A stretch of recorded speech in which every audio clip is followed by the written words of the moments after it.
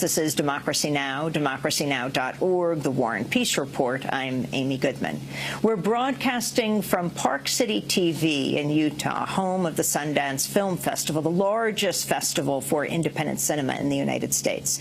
This is our 5th year covering some of the films here and the people and topics they explore. Today we spend the hour with the people involved in an incredible documentary that just had its world premiere here yesterday. It's called The Internet's Own Boy: The Story of Aaron Swartz. It comes as Aaron's loved ones and friends mark the 1st anniversary of his death. It was just over a year ago, on January 11th, 2013, that the young Internet freedom activist took his own life. He was 26 years old. This is a clip of Aaron Swartz from the film. I mean, I feel very strongly that it's not enough to just live in the world as it is, to just kind of take what you're given and, follow the things that adults told you to do and that, your parents told you to do and that society tells you to do. I think you should always be questioning. I take this very scientific attitude that everything you've learned is just provisional, that, it's always open to recantation or refutation or questioning. And I think the same applies to society. Once I realized that there were real serious problems, fundamental problems that I could do something to address, I didn't see a way to forget that. I didn't see a way not to.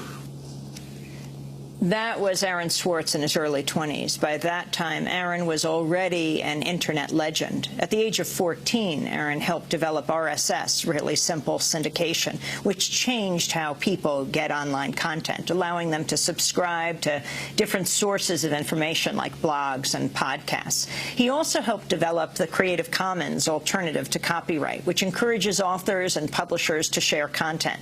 He founded a company, Infogami, that merged with Reddit, which allows users to collectively rank and promote contributed content, is now one of the most popular websites globally. In 2010, Aaron Swartz became a fellow at Harvard University's Edmund J. Safra Center for Ethics. It was around this time that he used the Internet at nearby MIT, the Massachusetts Institute of Technology, to download millions of digitized academic articles run by a nonprofit company called JSTOR. Aaron believed the articles should be freely available online. Although Aaron did not give or sell the files to anyone, the federal government filed multiple felony charges against him. At the time he committed suicide, Aaron was facing 35 years in prison, a penalty supporters called excessively harsh. Now, despite promises of reform, the Computer Fraud and Abuse Act used to charge Swartz remains unchanged. A bill proposed by Congressmember Zoe Lofgren called Aaron's Law remains stalled in committee. It's meant to ensure victimless computer activities are not charged as felonies. On the Sunday after the 1st anniversary of Aaron's death, the hacker group Anonymous attacked a number of MIT's websites and posted messages criticizing Swartz's prosecution and calling for a reform of Internet regulation. The message said, quote, "We call for this tragedy to be a basis for a renewed and unwavering commitment to a free and unfettered Internet, spared from censorship with equality of access and franchise for all." The same weekend, a group of activists inspired by Aaron also launched what they called the New Hampshire Rebellion, a 2-week walk across New Hampshire to protest government corruption. Campaign finance reform was another one of the many issues Aaron cared deeply about. In a minute, we'll be joined by Aaron's brother, Noah Swartz, his lawyer, Elliot Peters, and by Brian Knappenberger, the director of The Internet's Own Boy: The Story of Aaron Swartz, as well as Aaron's father, Robert Swartz. But first, I want to play an extended clip from what recalls a happier time in Aaron's life as an activist. It begins with Trevor Timm with the Electronic Frontier Foundation and then Senator Ron Wyden. We also hear from Aaron himself and then his girlfriend, Taryn Steinbruckner-Kaufman. SOPA was the bill that was intended to curtail online piracy of music and movies, but what it did was basically take a sledgehammer to a problem that needed a scalpel. There's collateral damage. We're only a handful of us who said, look, we're not for piracy either, but it makes no sense to destroy the architecture of the Internet, the domain name system, and so much that makes it free and open in the name of fighting piracy. And Aaron got that right away. The freedoms guaranteed in our Constitution, the freedoms our country had been built on, would be suddenly deleted. New technology, instead of bringing us greater freedom, would have snuffed out fundamental rights we'd always taken for granted. And I realized that day that I couldn't let that happen.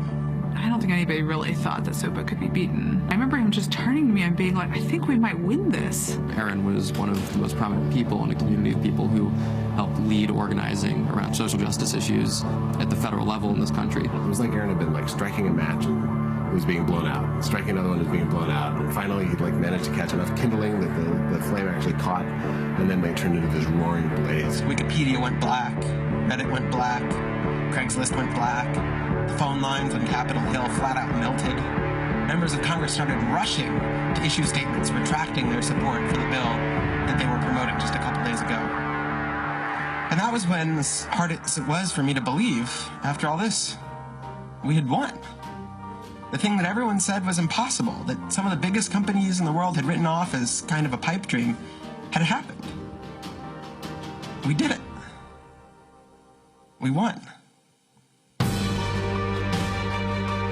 This is a historic week in internet politics, maybe American politics. The thing that we heard from people in Washington, D.C., from staffers on Capitol Hill was they received more emails and more phone calls on SOPA Blackout Day than they'd ever received about anything. I think that was an extremely exciting moment. This was the moment when the internet had grown up politically. It's easy sometimes to feel like you're powerless, like when you come out in the streets and you march and you yell and nobody hears you. But I'm here to tell you today, you are powerful. That's a clip from the Internet's own boy, the story of Aaron Swartz, that recalls a happier time in Aaron's life as an activist. We also heard from Aaron's friend David Siegel, founder of Demand Progress, and Ben Winkler, a friend of Aaron's. When we come back, we'll be joined by Aaron's brother Noah and his father Robert. This is Democracy Now!, democracynow.org, The War and Peace Report. We're broadcasting from Park City, Utah, from the Sundance Film Festival, where a film on Aaron Swartz has just premiered. Stay with us.